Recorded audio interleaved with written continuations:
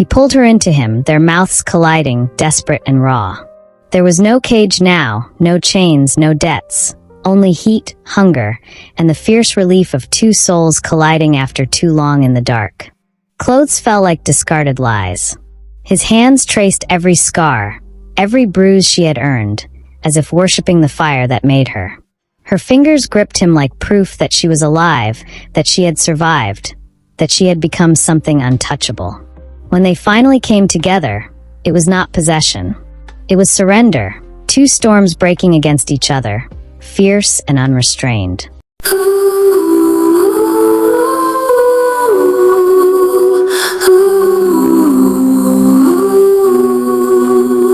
A fox on the ridge, shadows at play, nine tails weaving through the break of day. The rain hammered against the windows of the small apartment in Itaewon like bullets, each drop a reminder that Seoul could be as cruel as it was beautiful. Stephanie Johnson pressed her face against the cold glass, watching the neon signs blur into watercolor streaks of pink and blue. At 23, she'd lived in this city for most of her life, yet tonight, it felt more foreign than ever. "Stephanie, come here. We need to talk." Her Aunt Sophia's voice carried an edge that made Stephanie's stomach clench. She turned to find the woman who'd raised her standing in the doorway, perfectly manicured nails gripping a glass of wine. Even at this hour, Aunt Sophia looked impeccable, her hair styled, makeup flawless, designer dress hugging her frame. "What's wrong?" Stephanie asked, moving toward the small living room. Sophia's smile didn't reach her eyes. "Nothing's wrong, darling. In fact, everything's about to be very, very right. For me, at least." The words sent ice through Stephanie's veins. "What do you mean?" "Sit down." Stephanie remained standing. "Aunt Sophia, you're scaring me." "Good. Fear will make this easier."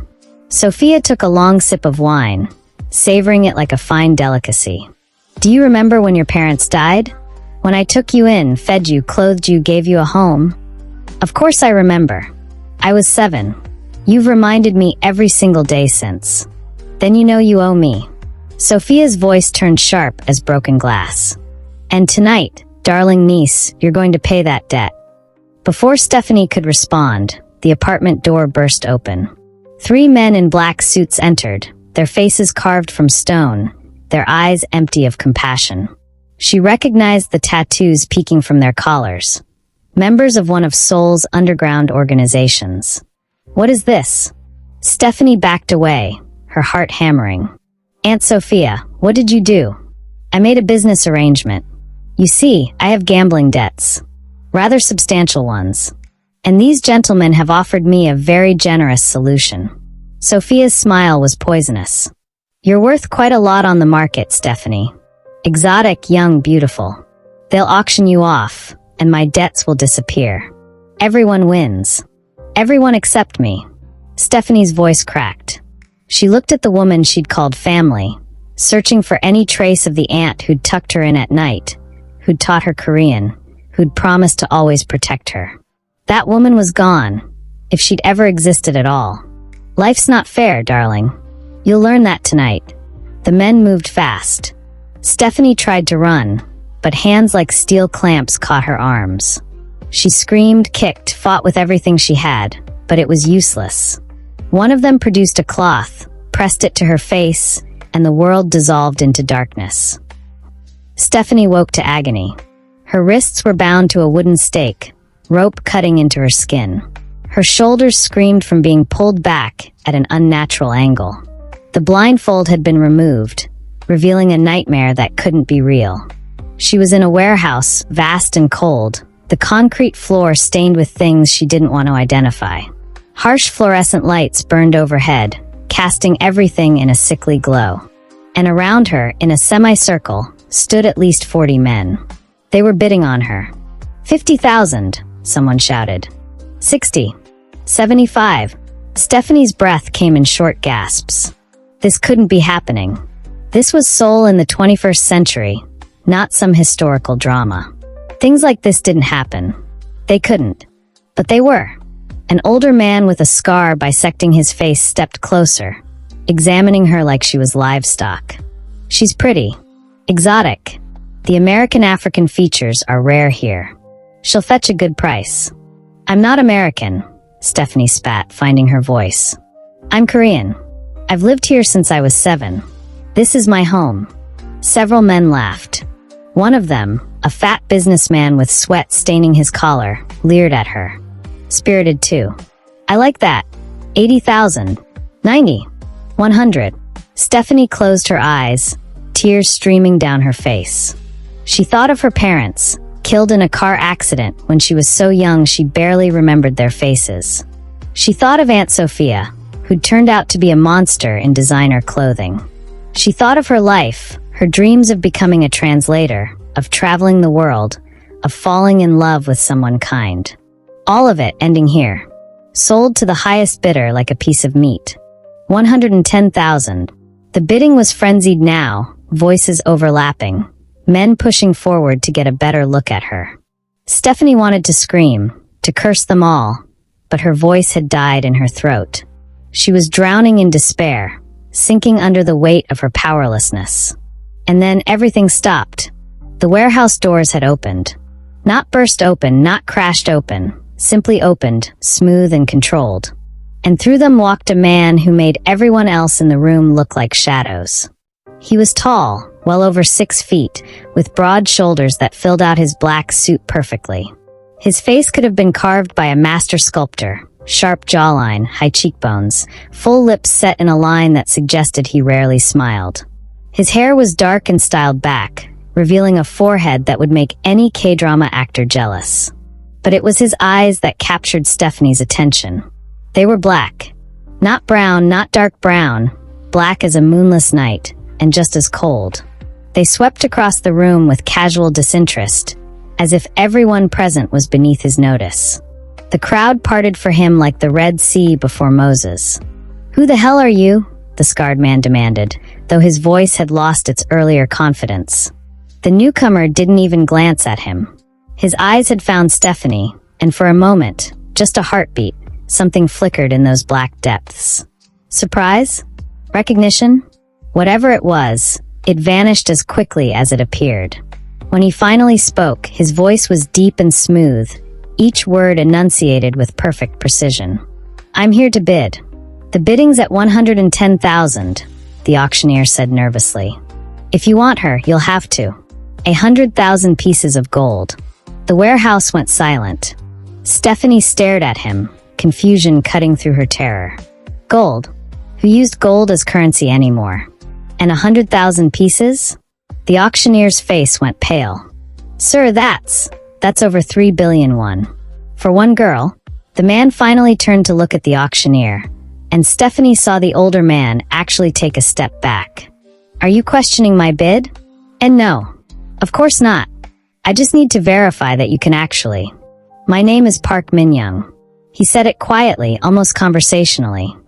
The reaction was immediate and electric. Men gasped. Some actually stumbled backward. The fat businessman who'd been leering at Stephanie looked like he might faint. Even the auctioneer seemed to forget how to breathe. "Boss Park," he whispered. "We didn't know you were interested in tonight's merchandise. If we had known, we would have saved her for a private sale, we would have." "The girl," Park Min-young interrupted, his tone suggesting he was already bored with the conversation. "Release her. Now." 2 men rushed forward, nearly tripping over themselves in their haste to untie Stephanie's bonds. The rope fell away, and she collapsed forward, her legs unable to support her weight. She expected to hit the concrete. Instead, strong arms caught her. She looked up into Park Min-young's face, so close now she could see the individual lashes framing those impossibly dark eyes. This close, she could smell his cologne, something expensive and subtle, cedar and bergamot. "Can you walk?" he asked. Stephanie tried to find her voice. Failed. Tried again. I think so." "Try." He released her, and she swayed but managed to stay upright. Her wrists were bleeding where the rope had cut into them, and her shoulders felt like they'd been dislocated, but she was standing. That had to count for something. Park Min-young shrugged off his suit jacket and draped it over her shoulders. The silk lining was warm from his body heat, and it smelled like him. Like safety, though that was absurd. This man was clearly dangerous. Everyone's reaction had told her that much. The payment will be transferred within the hour, Park Min-young told the auctioneer. Then to Stephanie, come. It wasn't a request. He turned and walked toward the exit, clearly expecting her to follow. Stephanie glanced back at the crowd of men, all of them watching her with expressions ranging from envy to fear to something that looked almost like pity. She followed Park Min-young into the night. The car waiting outside was exactly what Stephanie would have expected from a man who'd just casually spent billions of won on a human being. It was a black Genesis G90, sleek and expensive, with tinted windows that probably cost more than most people's entire vehicles. A driver in a black suit opened the rear door. Park Min-young gestured for Stephanie to enter first. She hesitated, every instinct screaming that getting into this car was a terrible idea. Would you prefer to go back inside? Park Min-young asked mildly. Stephanie got in the car. The interior smelled like leather and luxury. The seats were heated, warming her body, which had started shaking from shock and cold. Park Min-young slid in beside her, and the driver closed the door, sealing them in a bubble of silence. The car pulled away from the warehouse, navigating through the dark streets of an industrial area Stephanie didn't recognize.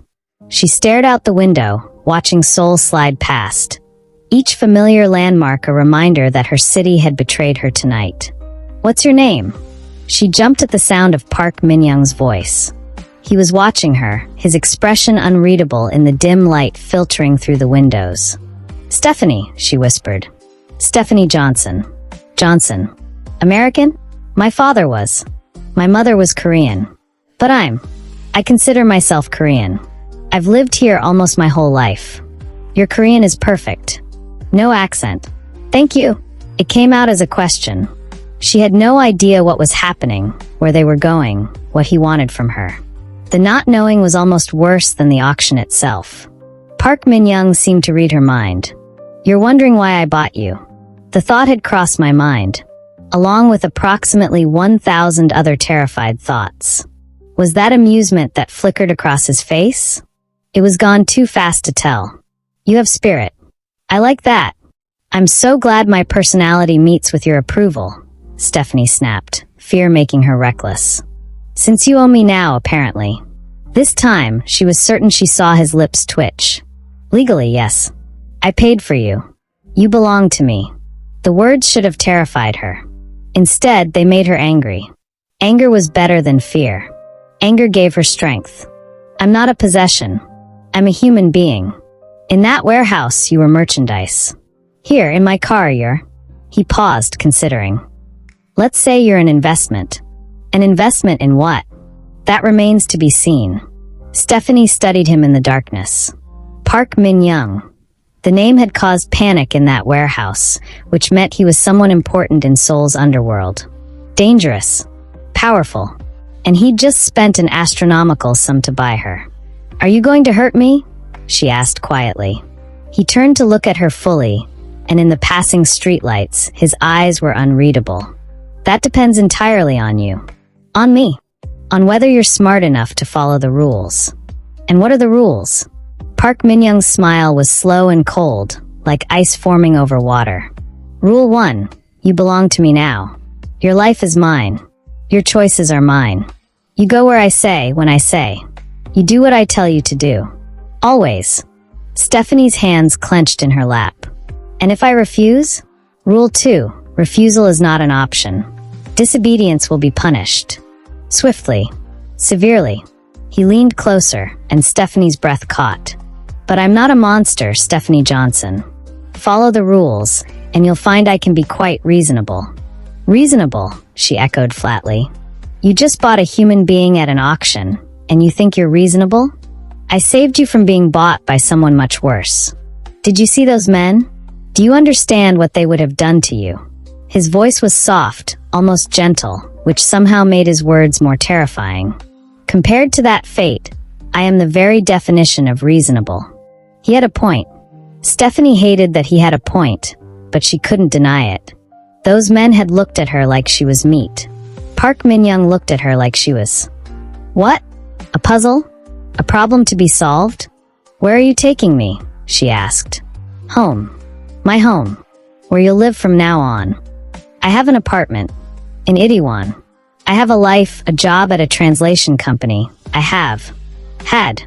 Park Min-young interrupted. Past tense. That life is over. Your aunt sold you. The moment money changed hands, Stephanie Johnson ceased to exist in the official world. The truth of his words hit her like a physical blow. Aunt Sophia had sold her. Actually sold her, like they were living in some ancient era. And in doing so, she'd erased Stephanie's entire existence. I want to see her, Stephanie said suddenly. My aunt. I want to look her in the eyes and ask her why. No. You said you're reasonable. I am. Which is why I'm saying no. If you see your aunt, you'll do something stupid. You'll try to hurt her, or worse, forgive her. Either way would be a waste of your time.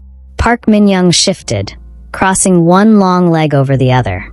Besides, your aunt has already left Korea. She took the money she earned from selling you and boarded a flight to Las Vegas 3 hours ago. Stephanie felt tears burning behind her eyes. She's gone. She's gone, he confirmed. But let me offer you some comfort. She won't enjoy her freedom long. Women who sell their own family members tend to make other poor decisions. She'll gamble away the money, fall into debt again, and this time, no one will save her. And I'm supposed to feel better about that? I don't particularly care how you feel about it. I'm simply stating facts. The car turned onto a quieter street, the lights of Central Seoul growing brighter through the windows. We're almost there. Before we arrive, let me make something clear. He reached out and Stephanie flinched. But he simply lifted her chin with one finger, forcing her to meet his eyes. You're mine now, Stephanie Johnson. Every breath you take, every word you speak, every thought in that pretty head mine. Fight me and you'll lose. Obey me, and you'll have everything you could want. Protection, security, luxury. Choose wisely. His finger left her chin, and he turned away, as if the conversation was over. As if he hadn't just told her that her entire life now belonged to him. Stephanie stared at his profile, at the sharp lines of his face illuminated by passing lights, and wondered if she'd been saved from the auction only to be delivered into the hands of something far more dangerous. A beautiful monster who spoke in gentle tones and smiled with cold eyes. Park Min-young, the ruthless boss of the Gangnam Shadow Syndicate. Her new owner. The car pulled up to a building that made Stephanie's breath catch. It was one of the luxury high-rises in Gangnam, all glass and steel, the kind of place she'd walked past 100 times and never dreamed of entering.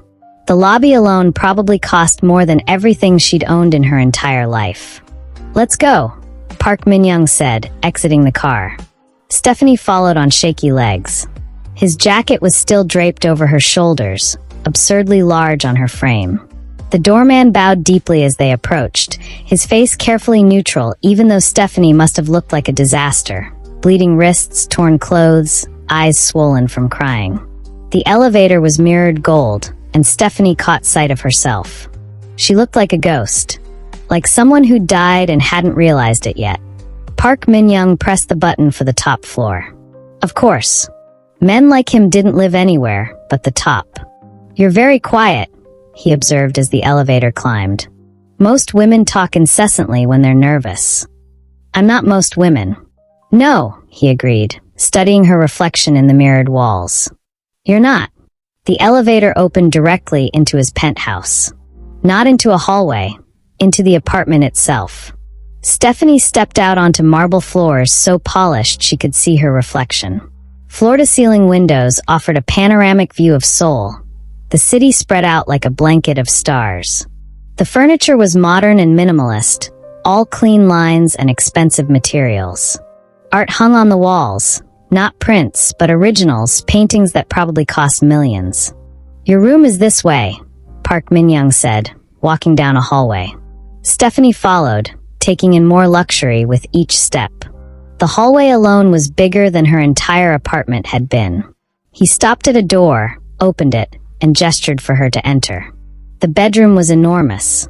A king-sized bed dominated the space, covered in silk sheets that probably had a higher thread count than her entire wardrobe. More windows offered views of the city. An ensuite bathroom was visible through an open door, all marble and gold fixtures. "There are clothes in the closet," Park Min-young said. "They should fit. Shower, change, tend to your wounds. Someone will bring dinner in an hour." "You're leaving me alone?" He raised an eyebrow. "Should I stay? Would you prefer I help you shower?" Heat flooded Stephanie's face. "No. I just thought. I don't know what I thought. The door locks from the inside, if that makes you feel safer. Though I should tell you, there's nowhere to run. We're 40 floors up, and my men are stationed throughout the building. Any attempt to escape will be unpleasant." He delivered this information in the same tone someone might use to describe the weather. "Rest. We'll talk more tomorrow." He left, closing the door behind him. Stephanie stood frozen for a long moment, then rushed forward and tried the lock. It worked. She was alone. Trapped 40 floors above Seoul, but alone. She made her way to the bathroom, and what she saw in the mirror made her gasp. Her face was bruised, her lips split. Her wrists were raw and bleeding. Dark circles shadowed her eyes. She looked like a victim, and the sight made rage kindle in her chest. Victim. That's what Aunt Sophia had turned her into. That's what those men at the auction had seen. A victim to be used and discarded. But Stephanie Johnson had survived her parents' death. She'd survived growing up in a foreign country, learning a new language, navigating Korean schools where she'd been different, other. She'd survived Aunt Sophia's casual cruelty for 16 years. She would survive this too. The shower was heaven. Stephanie stood under water hot enough to hurt, watching the grime and tears wash away. She found expensive soaps and shampoos, used them liberally, scrubbing until her skin was pink. In the cabinet, she found a first aid kit and bandaged her wrists. The closet, as promised, contained clothes. Women's clothes, and they were new, tags still attached. Dresses, pants, shirts, all in her size. Had Park Min-young known he was going to that auction tonight? Had he prepared for her specifically? The thought sent chills down her spine. She chose simple black leggings and an oversized cream sweater, comfortable and warm. By the time she emerged from the bedroom, food had indeed arrived. Set up on a table by the windows, a feast of Korean dishes that made her stomach growl despite everything. Park Min-young was standing by the windows, staring out at the city, a glass of whiskey in his hand. He'd removed his tie and rolled up his shirt sleeves, revealing forearms roped with muscle. He looked more human like this, less like a statue carved from ice. "Eat," he said without turning around. "You need your strength." Stephanie approached the table slowly. "Are you going to join me? I've eaten. So you're just going to watch me eat? That's not creepy at all." This time, she definitely saw his lips twitch. "You have a mouth on you." "My mouth is one of the few things that's still mine, apparently." Park Min-young finally turned to face her, and in the soft lighting of the apartment, he was almost unbearably handsome. It made Stephanie angry. Monsters shouldn't be beautiful. "Sit. Eat. I won't bite." That's not particularly reassuring. But she sat, and once she started eating, she couldn't stop. She hadn't realized how hungry she was, how long it had been since she'd eaten. The food was incredible. Bulgogi, kimchi jjigae, japchae, banchan dishes spread across the table like an offering. Park Min-young watched her for a moment, then moved to sit across from her, his whiskey glass cradled in one elegant hand. "Tell me about yourself," he said. Stephanie looked up from her food. "Why? Does it matter?" "Humor me." She considered refusing, but what was the point? "What do you want to know?" "Everything. Start from the beginning." So she did. She told him about her parents, the accident, Aunt Sophia taking her in. She told him about learning Korean, about being the only black girl in her school, about the stares and whispers and occasional cruelty. She told him about her love of languages, her job at the translation company, her small apartment in Itaewon that she'd been so proud of because it was hers. She told him about her life, and Park Min-young listened in silence, those black eyes never leaving her face. When she finished, he took a slow sip of whiskey. You've had a difficult life. I've had a life. Now I apparently don't. Now you have a different life. He set down his glass. One where you won't have to worry about rent, or money, or safety. One where you'll have everything you need. Except freedom. Freedom is overrated. He stood, moving to the window again. Do you know what freedom gave you, Stephanie? It gave you an aunt who sold you to pay gambling debts. It gave you a job that barely paid enough to survive. It gave you a small apartment in a neighborhood where you weren't entirely safe. Some prison. Stephanie's hands clenched around her chopsticks. It was my prison. Mine to choose. And now you have a different one. Infinitely more comfortable, I think you'll find. A gilded cage is still a cage. Park Min-young turned to look at her, and something in his expression had shifted. You're not what I expected. What did you expect? Tears. Begging. Fear. He tilted his head, studying her. You're afraid. I can see it in your eyes. But you're angry too. Angry at your aunt, at the men who bid on you, at me. You're angry at the whole world.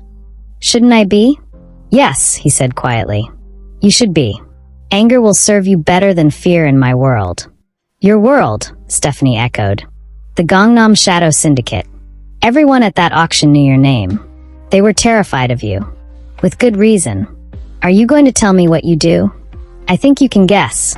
She could. Organized crime, obviously. Probably drugs, weapons, gambling. All the traditional vices. Money laundering, maybe extortion. The kind of things that destroyed lives while making men like Park Min-young rich beyond measure. Why did you buy me? She asked. The truth. Park Min-young was silent for a long moment, his profile sharp against the glittering backdrop of Seoul. When he finally spoke, his voice was softer than she'd heard it yet. Because when I looked at you, tied to that stake, surrounded by wolves, I saw something I recognized. What? He turned to face her fully, and in his eyes, she saw something unexpected. Something that looked almost like pain. Someone who'd been betrayed by the people who were supposed to protect them. The words hung between them, heavy with meaning Stephanie couldn't quite grasp. Before she could respond, Park Min-young's phone buzzed. He checked it, and his face went cold. I have to go. Business. At this hour? My business doesn't keep regular hours. He moved toward the door, then paused. Don't wait up. And Stephanie? Don't try to leave. I meant what I said about my men. They have orders to stop you by any means necessary. Even killing me? That would be a waste of 3 billion won. That slight smile again. I said stop you, not kill you. There are many things worse than death. Sleep well. He left, and Stephanie was alone in the penthouse, 40 floors above Seoul, a prisoner in paradise. She moved to the windows, pressing her hand against the cold glass, and looked out at the city she'd once called home. Somewhere out there, Aunt Sophia was on a plane to Vegas, celebrating her newfound wealth. Somewhere out there, her co-workers at the translation company were probably wondering why she hadn't come to work. And here, in this golden cage, Stephanie Johnson had to figure out how to survive. No, not just survive. She had to figure out how to escape. How to reclaim her life. How to make everyone who'd hurt her pay. Starting with the beautiful monster who'd bought her. Park Min-young thought he owned her. He thought she was his possession, his investment, his property. He was wrong. Stephanie Johnson belonged to no one but herself. And she would prove it. Somehow. Stephanie woke to sunlight streaming through floor-to-ceiling windows and momentary confusion about where she was. Then memory crashed back like a wave, and she sat up abruptly, heart pounding. The penthouse. Park Min-young. The auction. It hadn't been a nightmare. She checked her phone, or tried to. It was gone, probably taken while she was unconscious. The clock on the nightstand read 9:37 a.m. She'd slept for almost 12 hours, exhausted by trauma and fear. A soft knock on the door made her jump. Miss Johnson. A woman's voice, polite and professional. I've brought breakfast. Stephanie grabbed a robe from the bathroom. Silk, of course, probably worth more than her entire wardrobe had been, and opened the door cautiously. The woman was middle-aged Korean, dressed in a neat black uniform that screamed household staff. She carried a tray laden with food and smiled warmly, as if serving breakfast to a prisoner was perfectly normal. "Good morning, Mississippi. I'm Mrs. Kong, the housekeeper. Boss Park asked me to take care of you." She entered the room and set the tray on a small table by the window. "I've prepared a traditional breakfast, but if you prefer Western food, I can make that instead." "This is fine. Thank you."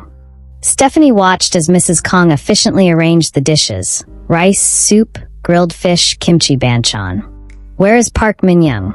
"Boss Park left early this morning for a business meeting. He said to tell you he'll return this evening." Mrs. Kong straightened, folding her hands primly. "If you need anything at all, just press the button by your bed. I'll come immediately." "Mrs. Kong, can I ask you something?" "Of course, Mississippi. Do you know why I'm here?" "What I am to Park Min-young." Mrs. Kang's expression didn't change, but something flickered in her eyes. "Understanding? Sympathy?" "I don't ask questions about Boss Park's business, Mississippi. I've worked for him for 5 years, and I've learned that his decisions, while sometimes unconventional, are always calculated." "That's not an answer." "No," Mrs. Kong agreed gently. "It's not. Eat your breakfast, Miss Johnson. You'll need your strength." She left before Stephanie could ask anything else. Alone again, Stephanie ate mechanically, her mind racing.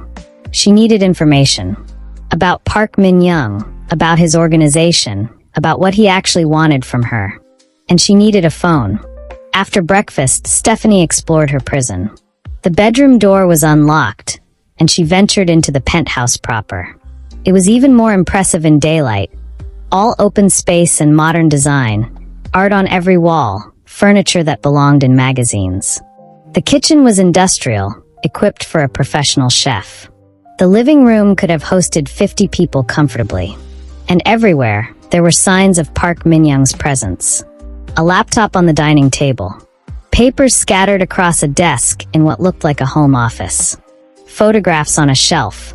But when Stephanie moved closer to examine them, she found they were all landscapes. No family photos. No pictures of friends or lovers. Just empty, beautiful places. Who was Park Min-young? Really? She found a study lined with bookshelves. To her surprise, many of the books were in English. Classic literature, philosophy, history. One shelf held Korean poetry. Another contained books on military strategy, including Sun Tzu's The Art of War. A criminal who read poetry. A monster who appreciated art. The contradictions made her head hurt. "Miss Johnson." Stephanie spun around to find Mrs. Kong in the doorway, holding a shopping bag. "Boss Park asked me to give you this. He said you'd need a phone to avoid going insane from boredom." Mrs. Kong handed over the bag with a smile.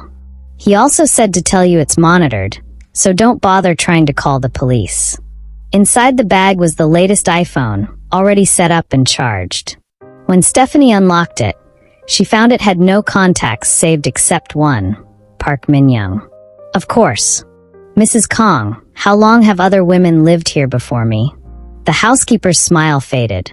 "There have been no other women, Mississippi. You're the first." "The first? Boss Park doesn't bring women to his home. Ever. You're..." Mrs. Kong paused, choosing her words carefully. "You're something different." Before Stephanie could process that information, the phone in her hand buzzed. A text from Park Min-young. "How are you settling in?" Stephanie's fingers hovered over the keyboard. She typed and deleted several responses before finally settling on. "I'm a prisoner. How do you think I'm settling in?" The response came immediately. "A prisoner with a penthouse, designer clothes, and a 5-star chef." If this is prison, most people would happily be incarcerated. Most people aren't being held against their will. Technically, I saved you. If you want, I can take you back to that warehouse. I'm sure those men would be happy to renegotiate. Stephanie's hands clenched around the phone. She typed furiously. "You're an asshole. I'm aware. Doesn't change the situation. Dinner at 7. Dress nicely. We're having guests. I don't want to have dinner with your criminal friends. I don't recall asking what you want. 7 p.m. Don't be late." The conversation ended. Stephanie resisted the urge to throw the phone across the room, barely. Mrs. Kong cleared her throat. "If you need help choosing an outfit, miss, I'd be happy to assist." At 6:45 p.m., Stephanie examined herself in the mirror and barely recognized the woman staring back. Mrs. Kong had helped her choose a dress, a deep emerald green that hugged her curves and fell to mid-thigh, elegant but not overly revealing. Her natural hair was styled in braids that fell past her shoulders. Makeup enhanced her features without being overdone. She looked beautiful. She looked like she belonged in this world of luxury and danger. The realization made her stomach turn. "You look lovely, miss," Mrs. Kong said warmly. "Boss Park will be pleased." "I don't care about pleasing him." "Of course not." But Mrs. Kang's smile suggested she didn't believe that for a second. At exactly 7 p.m., the elevator dinged. Stephanie's heart began to race as voices filled the penthouse. Male voices, speaking in Korean too rapid for her to fully catch. She took a deep breath, squared her shoulders, and left the bedroom. The living room had been transformed. The dining table was set for 5 crystal and china gleaming under soft lighting. And standing by the windows were 4 men in expensive suits. The morning after the dinner, Park Min-young did not offer conversation. He watched her from the edge of the living room like a quiet storm, an unread book that might explode into fire if opened the wrong way. Mrs. Kong moved through the apartment with the polite efficiency of someone who had learned to survive by keeping her head down and her hands steady.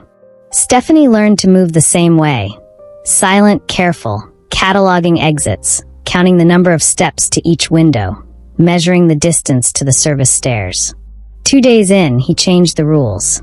"You're going to train," he said simply one afternoon, standing in the doorway of her room as she packed a book into a bag. The tone was not a request. It had the casual finality of a man ordering the weather to change. "For what?" she asked. Her voice was flat. She had stopped trying to hide her anger. It made her blunt, and bluntness was one thing he couldn't always handle. "For life in my world," he said. He stepped into the room and set a small, black duffel on the bed. "For your safety.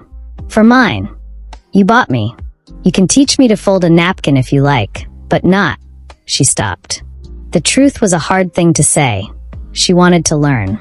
Not to please him, not to be molded, but because strength felt like the only genuine thing she could take back from what had happened to her. Park Min-young watched her for a long moment, as if studying a map to see the best route to a hidden treasure. "If you survive," he said finally, "you will owe me nothing." She wanted to ask what that meant. Instead, she nodded. The trainer who appeared was not a monster, not a drill sergeant built of bark and steel. He was a man in his late 30s, lean, precise, with the tired face of someone who had seen too many good plans fall apart. His name was Captain Han, formerly military, now employed in the gray places between law and illegality that wealthy men called protection. He had known Park for years. When Park said the trainer would come, the trainer arrived without ceremony. Their first session began in the building's subterranean level, a converted gym with mirrors, mats, a small weight rack, and a private shooting range Park had installed for men and women who could not afford to be seen practicing in public. The fluorescent lights were clinical and different. Stephanie felt like a patient on an operating table. She liked it. "Start simple," Captain Han said, voice flat. "Stance, footwork, balance." He guided her hands into the right positions, corrected the angle of her wrists, the bend of her knees. At first, her body refused, memory a traitor that locked muscles into fear. She flinched at controlled touches. She breathed too shallow. Each correction felt personal, like an accusation. But Han was kind in the way effective teachers are kind. Blunt, consistent, unromantic. "You're not learning to hurt people," he told her when she balked at striking him. "You're learning to control the space between you and them. If you can control space, you control choice." She liked that. Space was a thing she could measure. Choice was something she had not had in months. She practiced until her knuckles burned, until muscle memory wrote new lines under her skin. Park watched from the sideline the first few days, hands folded, expression unreadable. Occasionally he walked between them, tested her balance, held a pad for her to strike. He gave corrections in quiet murmurs that felt like coins being counted, precise, economical. The first time she landed a clean hit against the target pad he held, she saw, for the briefest instant, something like pleasure cross his face.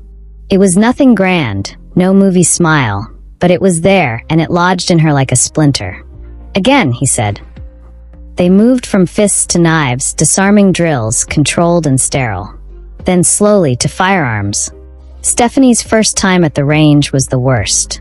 The recoil was a foreign landscape that shoved her teeth together and rattled a terror deeper than anything the auction had spawned. Captain Han taught her how to grip, how to breathe through the noise, how to let the gun be an extension of a calm decision rather than an instrument of panic. Bullets don't solve rage, Han said, polishing a spent casing with a rag. They solve problems. Keep your hands steady. Keep your mind steadier. Park stood behind her, close enough that his breath warmed the back of her neck. He did not touch her. He didn't need to. Proximity was another lesson. How to exist with someone dangerous without being consumed by it. On the third day, after she had dropped a clay target dead center, he said, "Good." "Good how?"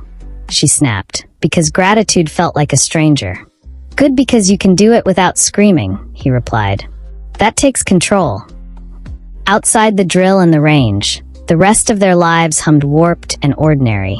Lunches brought by Mrs. Kong, meetings at strange hours, Park's business calls that left a shadow in the room when he returned. They spoke seldom about anything that mattered. Her past, his family, the things that might explain him. In the holes of conversation, they found other languages. The way he adjusted her shoulders when she walked by, the way she held his gaze a fraction longer than politeness required.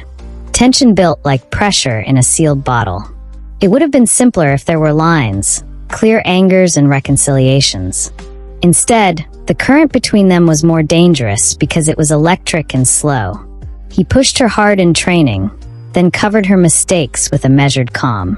When she asked why, he would say, "Because you surprised me." That answer was both insult and gift. On the 10th day, Captain Han arranged a sparring match, a real one with rules.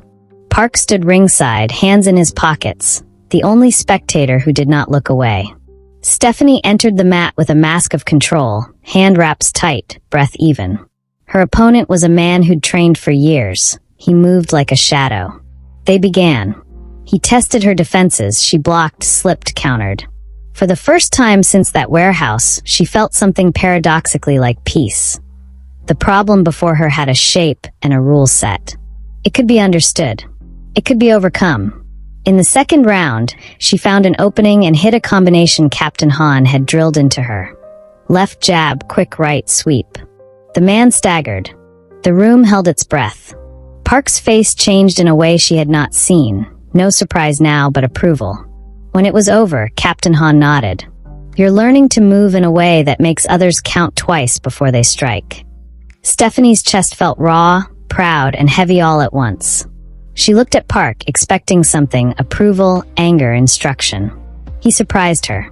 He bowed his head, a tiny, private gesture he made to no one else. "You're dangerous now," he said quietly as she walked past him. That night, alone in the dark of her room, she realized she believed him. Dangerous was not a condemnation anymore. Dangerous could be armor. She slept with numb hands and a restless smile. Tomorrow, someone in Seoul would test her. She didn't know who, but she knew with a marrow deep certainty that she would not be the same frightened girl who had been tied to a stake in a warehouse. She would be someone who had learned how to take up space and how to defend it. And for the first time since the auction, the idea of choosing what to do with that strength did not terrify her. It excited her. Stephanie's bruises turned yellow by the end of the second week, soft reminders of fists that had met her body and lost their sting. The aches in her muscles were different now. Not the pain of helplessness, but of growth, of a body remembering what it was capable of becoming. Park Min-young noticed. He always noticed. When she walked through the apartment now, There was less hesitation in her steps. When she ate, her hands no longer trembled at the scrape of a chair leg. She had begun to look at doors not as exits, but as choices. Park would sometimes catch her reflection in the glass walls of the penthouse. Chin raised, eyes sharp, a fire that was no longer afraid of its own smoke. One evening, she returned from training to find him waiting in the living room, whiskey untouched on the table before him. Seoul's skyline bled neon through the tall windows behind his shoulders. He had been thinking. She could tell by the tension in his jaw, the way his fingers tapped once against the rim of his glass and stilled. "You walk differently now," he said. "That a compliment or a warning?" she asked, dropping her gym bag by the couch. "A fact," he said. Then, after a pause, "You're not the same girl they sold in that room." The air thickened. For a long moment, she didn't know whether to thank him or spit. Instead, she said, "Maybe I was never that girl to begin with." His eyes flickered then, sharp and searching, like she had thrown a stone into still water. He leaned forward. "Good. Because weakness is a debt. And debts in this world are always collected." She folded her arms. "And what about strength? Do you collect that too?" That almost smile tugged at his mouth, the kind that wasn't for anyone else to see. "Strength I respect," he said. "Strength I protect." That week, she learned what that protection cost. It was late, the city below swollen with noise, when the first attempt came. A black van shadowed Mrs. Kang's car as it carried Stephanie from training back to the penthouse. They were 2 streets away from home when the van lurched forward, blocking their path. Men spilled out, faces covered, knives and iron rods gleaming under the streetlights. Mrs. Kang's hands tightened on the wheel. "Stay down," she hissed. But Stephanie didn't stay down. Her pulse hammered in her throat. Every lesson Captain Han had drilled into her unfolding in the narrow span of seconds. She counted exits.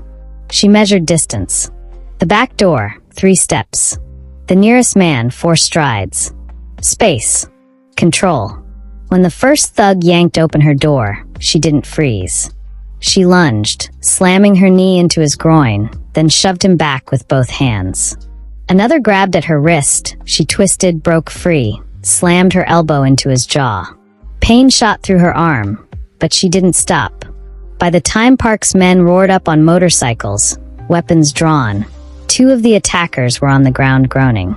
Stephanie's chest heaved, adrenaline burning through her like fire in dry grass. And then he was there. Park Min-young stepped out of the trailing black sedan, long coat brushing against his knees, eyes lit with a fury so sharp it froze the night. His men dragged the surviving thugs away, but he didn't look at them. He looked only at her. Her hair was wild, lips bloodied where a fist had grazed her, knuckles scraped raw. She had never looked less fragile. He walked to her, silent, until he stood close enough for her to feel the chill off his suit. For a moment, she thought he would scold her for recklessness, for daring to step out of the cage he had built.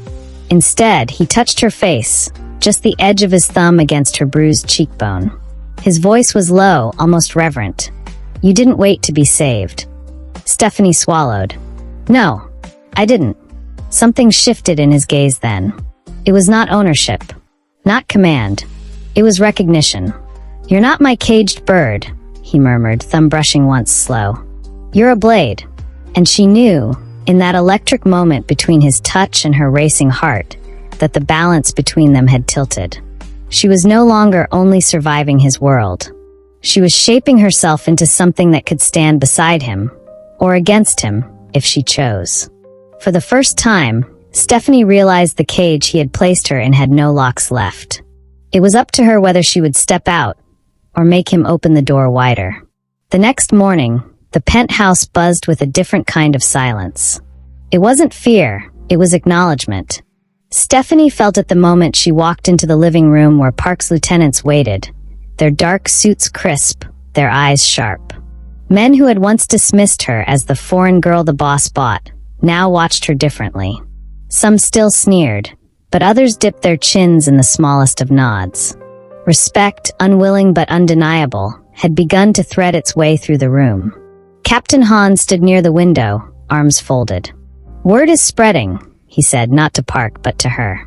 "That you fought back. That you made 2 men fall before help arrived." Stephanie's throat tightened, but she forced her chin higher. "They wanted me weak. I refused to be." A ripple of approval passed through the room.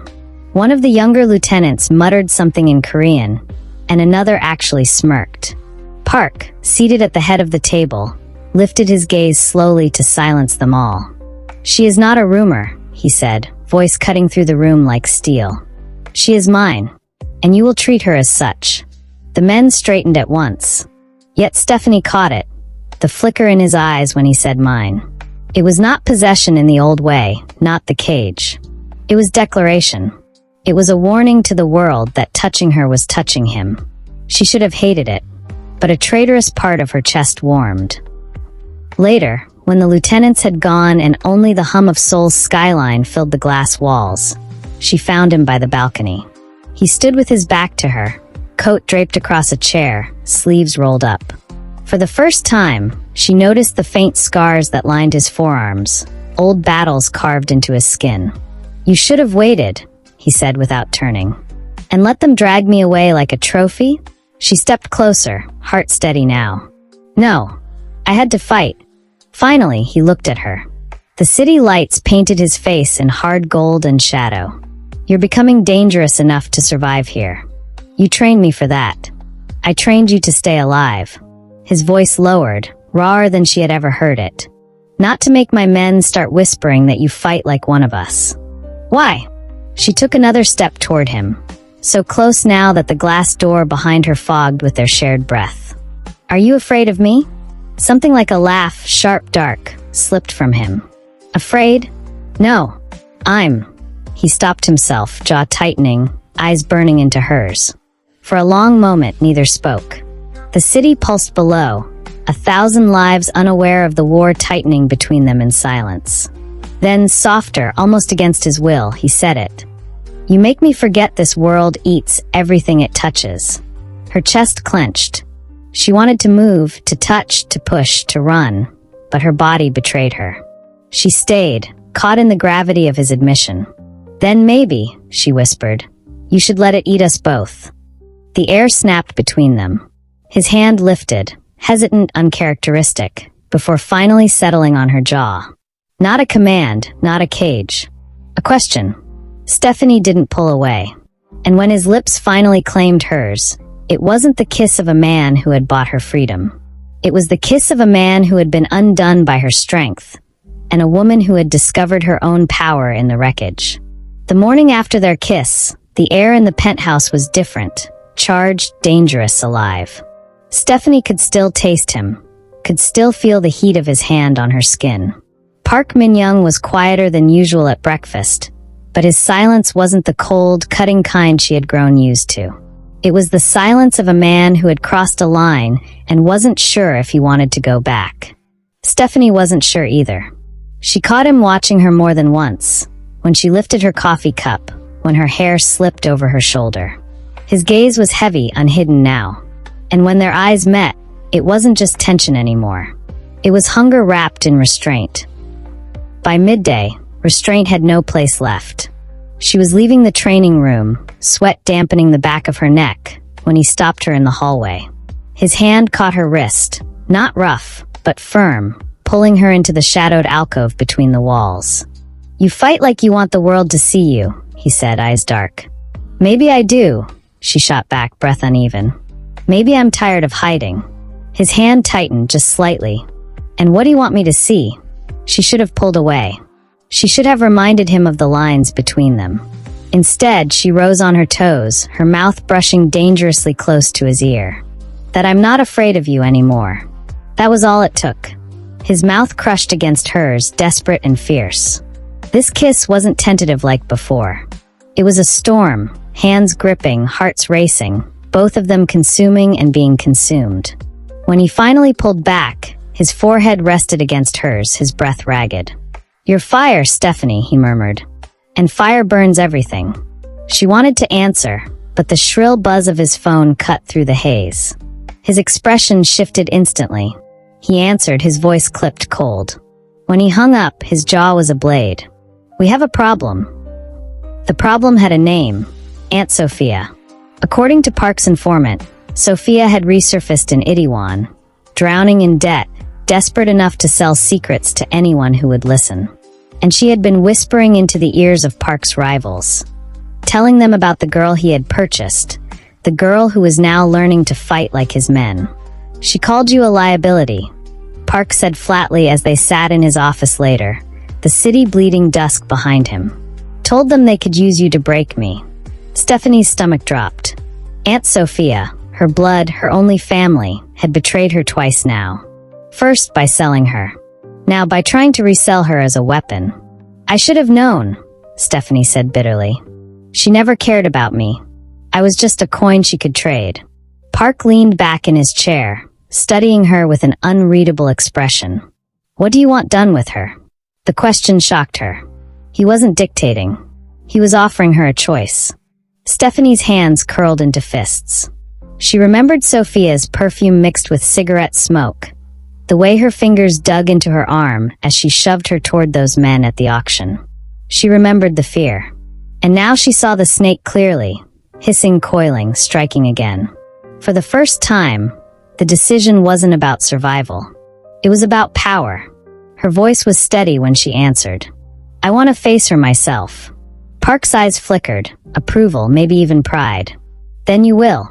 That night, Stephanie lay awake in her room, the taste of his kiss still on her lips and the weight of her choice pressing against her chest.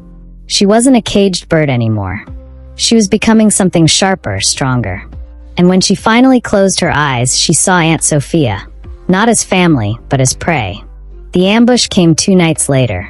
Stephanie and Park were returning from a meeting at one of his high-rise clubs when the convoy slowed at a red light. That was when headlights flared behind them, too close, too fast. Another car blocked them from the front, then 2 more from the sides. Engines roared. Doors flew open. Masked men spilled out with bats, blades, and guns, their movements quick and hungry. It was no random street fight. This was coordinated. Rival syndicates cashing in on Sophia's whispers. "Stay down," one of Park's men barked, but Stephanie was already unbuckling her seatbelt. The first window shattered. A hand reached in. She grabbed the wrist, twisted hard, then slammed the man's head against the doorframe until he fell limp. Training burned alive in her body now, not theory but instinct. Every lesson from Captain Han, every bruise, every ounce of fear turned to fire. Park was a storm beside her, calm, lethal, precise. He fired twice through the windshield, then shoved her behind him as another man lunged with a knife. But Stephanie wasn't hiding. She snatched the knife arm mid-swing, turned her body, and drove her elbow into his throat. The man collapsed choking. For a heartbeat, Park froze, not because she was in danger, but because she wasn't. Because she was fighting like one of them. Gunfire cracked. Tires squealed. When the dust settled, Park's men had scattered the attackers. A few lay groaning on the asphalt. The survivors fled into the night. Stephanie's chest heaved, sweat slick against her skin. Blood speckled her cheek, not her own. Her hands trembled, not with fear, but with power. Park stepped toward her slowly, eyes locked on her like he was seeing her for the first time. "You," he breathed, brushing a smear of blood from her jaw. "You are not prey." She swallowed hard, unable to tear her gaze from his. "I told you. I'm not afraid anymore." The look in his eyes wasn't just pride. It was hunger, dangerous and unrestrained. But before the fire could consume them, news broke that Sophia had been spotted in a derelict bar in Itaewon. Park's men urged him to send someone else. Stephanie spoke before he could answer. "No, I face her." Park studied her for a long, sharp moment. Then, with the faintest nod, "Then we face her together." The bar smelled of stale liquor and desperation. Sophia sat hunched over a glass, her once coiffed hair frayed, lipstick smeared, eyes darting like a rat caught in a trap. When Stephanie entered, Sophia's eyes widened, not with guilt, but with calculation. "Well, well," she drawled, trying to muster charm. "My clever niece. I knew you'd land on your feet. You always had that spark. Stop. Stephanie's voice was steel. She stepped closer, her heels echoing on the dirty floor. You sold me once. Now you've tried to sell me again. Why? Sophia's mask cracked. Because you were never mine to keep. You were just a ticket, a way out of drowning. And now look at you, dressed in silk, standing beside him. She sneered at Park. You should be thanking me. Something inside Stephanie snapped. Not rage, not tears. Clarity. You think you made me, she said, her voice low, steady. But I made myself. You don't owe me anymore. And you never will. Sophia tried to stand, but Park's men pinned her back into the chair. For the first time, Sophia's bravado faltered. Stephanie leaned down, her face inches from her aunt's. The girl you sold died in that warehouse. The woman standing before you. Her eyes burned like fire. Doesn't forgive. She stepped back, turning to Park. She's yours to deal with. Park inclined his head, unreadable. As you wish. As they walked out, Sophia's voice cracked behind them. Stephanie, you owe me. Stephanie didn't even look back. I owe you nothing. The penthouse was silent when they returned, the city glowing below like a kingdom that now belonged to both of them. Stephanie stood at the window, her reflection a stranger she finally recognized, strong, dangerous, free. Park came up behind her, his hand brushing her shoulder. You chose strength, he murmured. She turned, eyes locked on his. No, I chose myself. For a moment, neither moved. Then the restraint they had both carried snapped like glass. He pulled her into him, their mouths colliding, desperate and raw. There was no cage now, no chains, no debts. Only heat, hunger, and the fierce relief of two souls colliding after too long in the dark. Clothes fell like discarded lies. His hands traced every scar, every bruise she had earned, as if worshipping the fire that made her. Her fingers gripped him like proof that she was alive, that she had survived, that she had become something untouchable. When they finally came together, it was not possession. It was surrender, two storms breaking against each other, fierce and unrestrained. And in the silence after, with his breath steady beside hers, Stephanie realized she was no longer the girl who had been caged. She was fire. She was steel. And in Park Min-young's arms, she was free. Thank you for watching. Kindly subscribe to the channel and turn on the notification bell so as to get notified when we drop new stories. Like and share to family and friends, and finally tell us where you're watching from in the comment section, and we will see you in our next video.